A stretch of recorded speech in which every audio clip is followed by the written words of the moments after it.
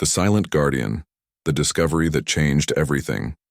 The Deep Space Monitoring Station at Europa Base picked up the anomaly on a Tuesday morning that would forever change humanity's place in the universe.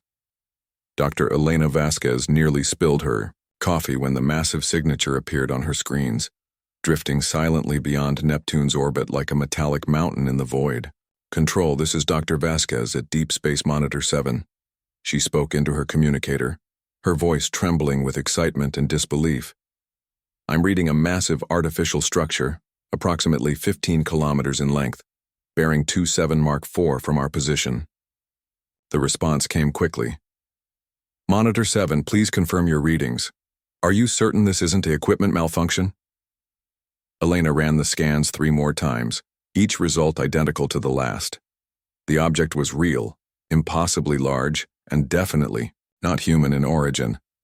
Its surface gleamed with an otherworldly sheen that seemed to absorb and reflect light in patterns that hurt to look at directly. The ship's design defied every principle of engineering that humanity understood, yet it moved through space with perfect stability. Within hours, every major space agency on Earth had confirmed the discovery. The alien vessel, as it came to be known, sat motionless in the outer solar system like a sleeping giant. No energy signatures beyond basic structural integrity fields, no communications, no movement, just silence. The arrival of the claimants. 3 days after the discovery, they came. Not one alien species, but 5, each arriving in ships that made humanity's best vessels look like toys. The Zephyrians arrived first, their crystalline ships singing through space with harmonic frequencies that could be heard on radio telescopes across Earth. Their ambassador, a being of living crystal named Resonance of Stars, claimed the vessel belonged to their ancient empire. "This ship bears the markings of the eternal builders," Resonance of Stars declared during the emergency session of the United Earth Council. "My people have searched for this vessel for over 10,000 of your years. It is rightfully ours." But the Zephyrians were not alone in their claim. The Corvin Collective, massive beings that resembled walking mountains of stone and metal, insisted the ship was one of their lost exploration vessels. Their speaker, Granite Voice of Thunder, produced documentation written in script that predated human civilization by millennia. The insectoid hive mind of Arcturus brought their own evidence, chittering in their complex language that required 3 translators working in sequence to interpret. They claimed the ship was a sacred vessel of their queen mothers, lost during the Great Migration when their species first spread across the galaxy.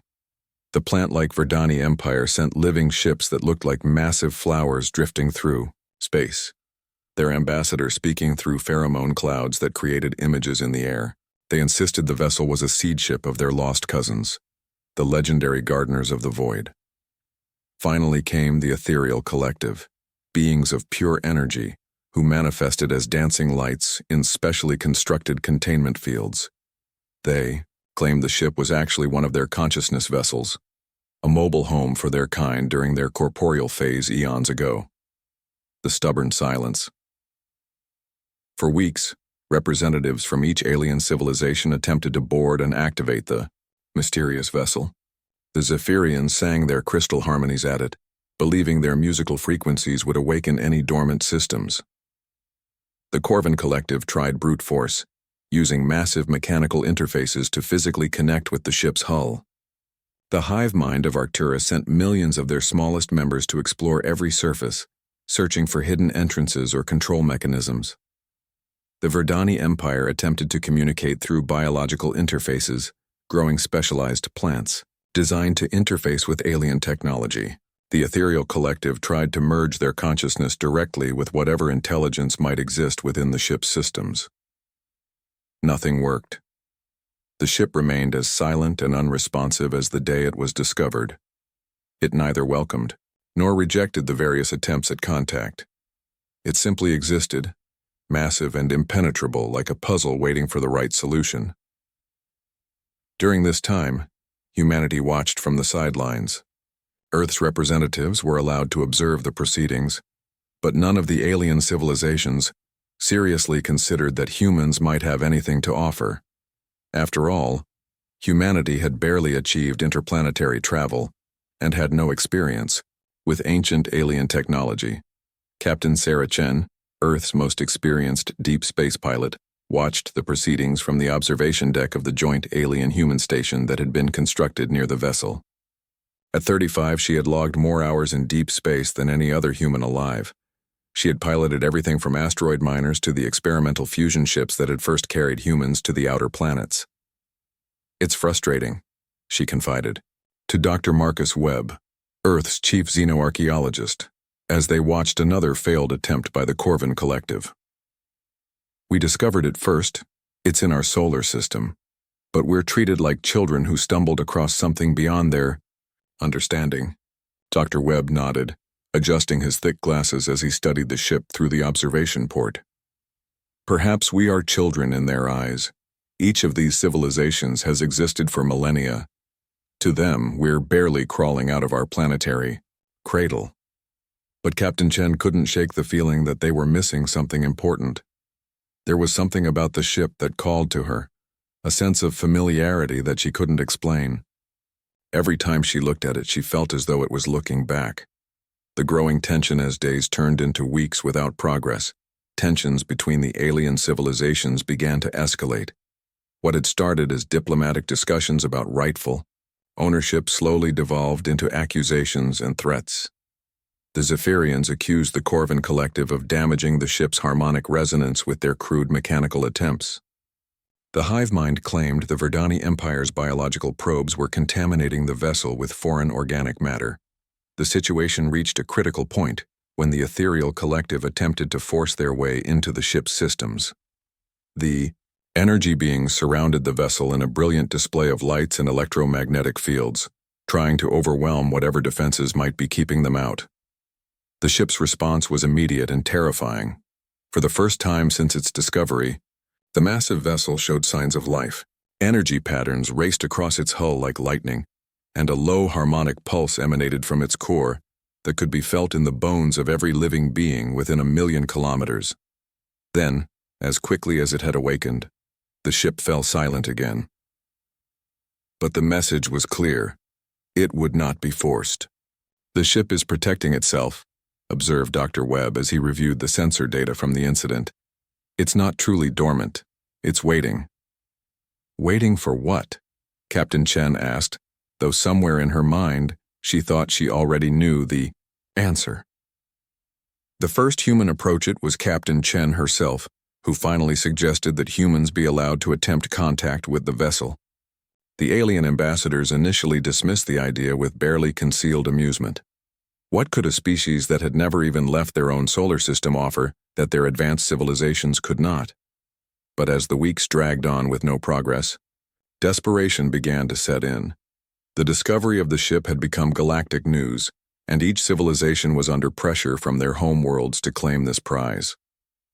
Finally, more out of frustration than hope, they agreed to let the humans try. "Captain." Chen approached the ship in a small Earth shuttle, accompanied only by a basic sensor array and communication equipment. As she drew closer to the massive vessel, she felt that strange sense of recognition growing stronger. The ship's hull seemed to shimmer as she approached, patterns of light dancing across its surface like aurora in Earth's upper atmosphere. "Control. This is Captain Chen," she reported back to the observation station. "I'm reading some kind of energy fluctuation in the ship's hull. It's subtle, but definitely there." "Copy that, Captain," came the reply from Dr. Webb. "Proceed with caution."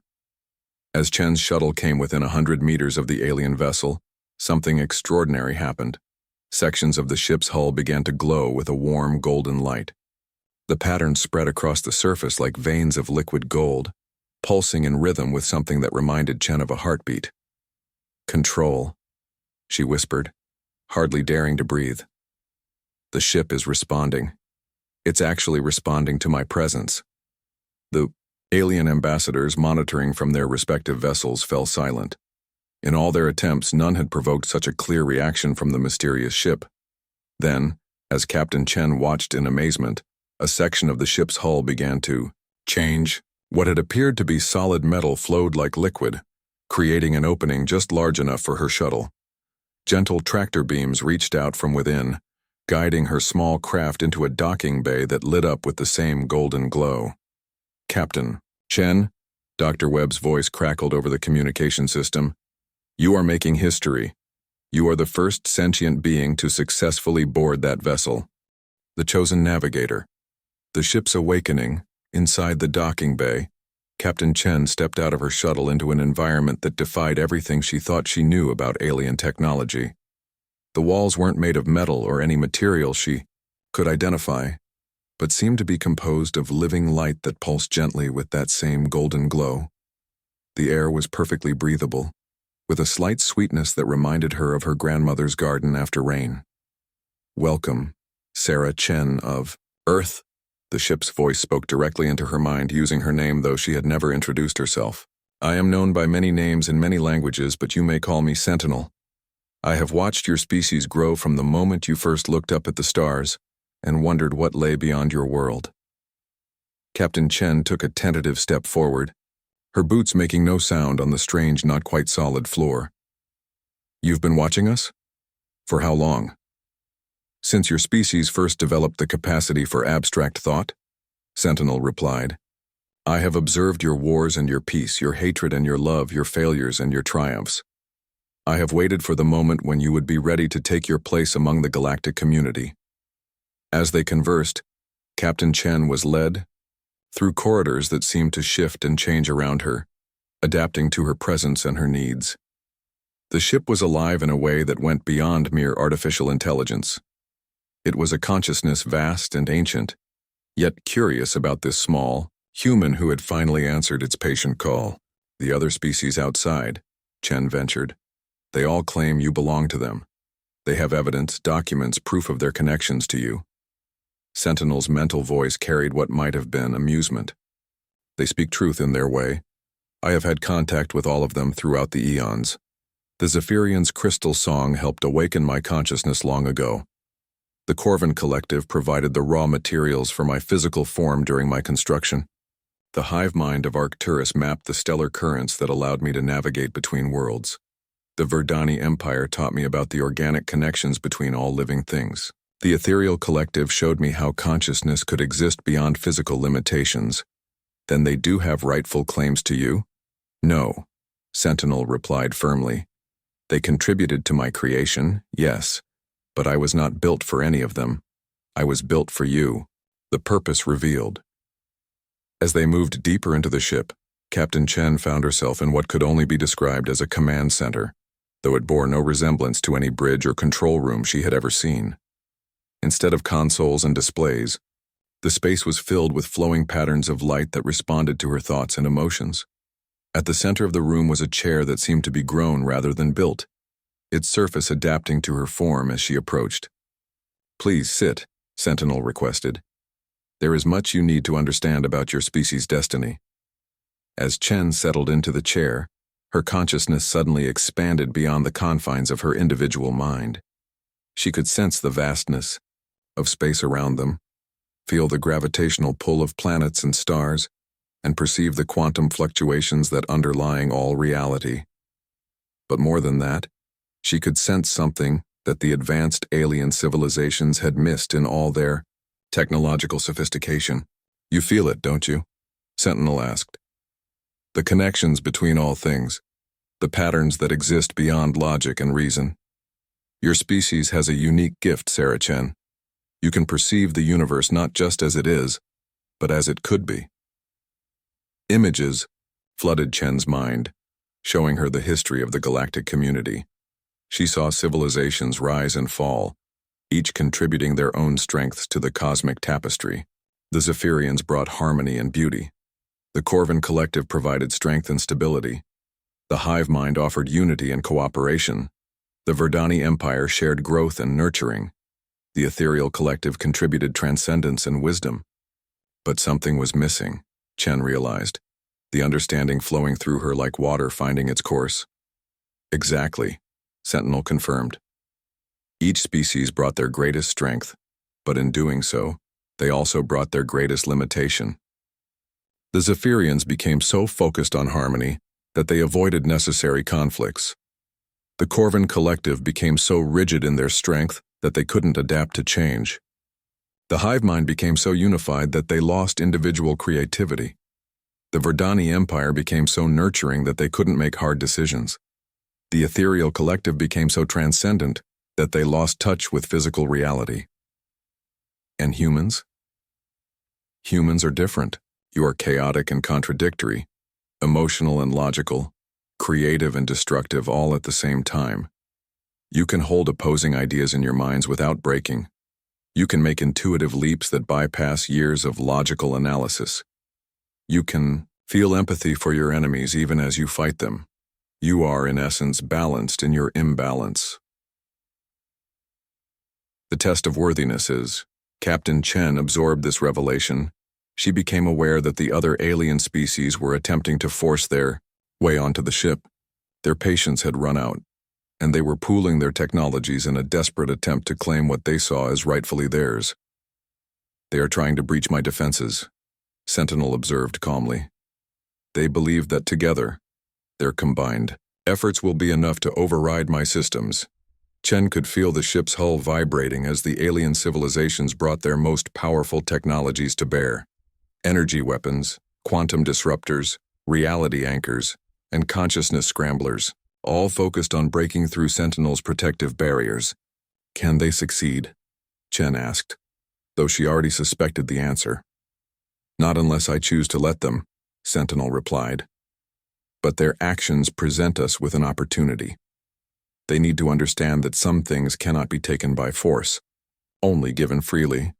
And you need to prove to them and to yourself that humanity is ready for the responsibility I offer. The chair beneath Captain Chen began to change, extending neural interfaces that connected directly with her nervous system. Instead of the crude mechanical or energy-based connections the other species had attempted, these felt organic, natural, as though they were simply extensions of her own body. What do you need me to do? Chen asked, though part of her already knew. Fly, Sentinel said simply. Show them what humans can do when we work together. The flight of destiny.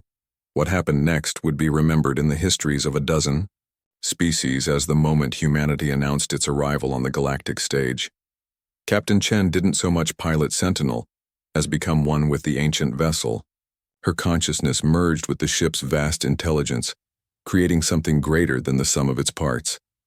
Where the alien civilizations had tried to impose their will on the ship, Chen worked with it, her human intuition providing the creative spark that Sentinel's vast knowledge needed to achieve its full potential. Together, they moved through space in ways that violated every known law of physics, not by breaking those laws but by finding the creative loopholes that existed in the spaces between absolute rules. The ship danced around the combined attacks of 5 advanced civilizations like a leaf in the wind, never seeming to try to avoid them but somehow always being exactly where the attacks were not. Then, in a display of power that left the alien fleet stunned, Sentinel began to sing. The song wasn't audible in the traditional sense, but every being within a light year could feel it in their bones, their circuits, their quantum matrices. It was a song of welcome and warning, of possibility and responsibility.